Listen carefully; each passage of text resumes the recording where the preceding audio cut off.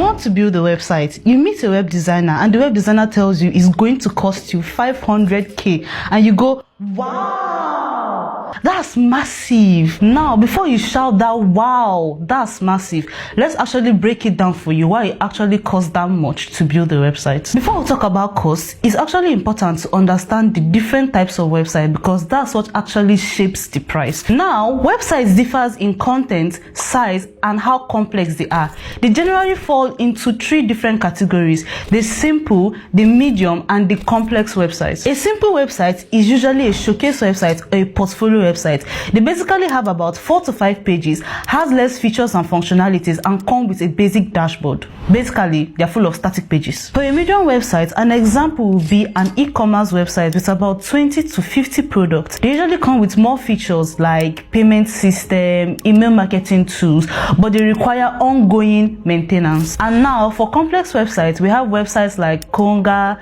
Jumia, Netflix, Airbnb, and so on. These kinds of websites usually run on advanced systems with databases, custom dashboard, and interactive features like logins, payments, passwords, and even messaging. Now, let's break down what it actually costs to build each of these categories of websites. For a simple website, you are paying for your domain name, your hosting, your website setup, which is basically your developer's fee. You're also paying for content upload, which is where your text, images, and basic SEO go into. Then if you want, because this is just optional, you are paying for maintenance. For a medium website, you have everything in the simple website but with extra features. You get a better hosting with more space. You get extra features like payment systems, charts, bookings, and even automations.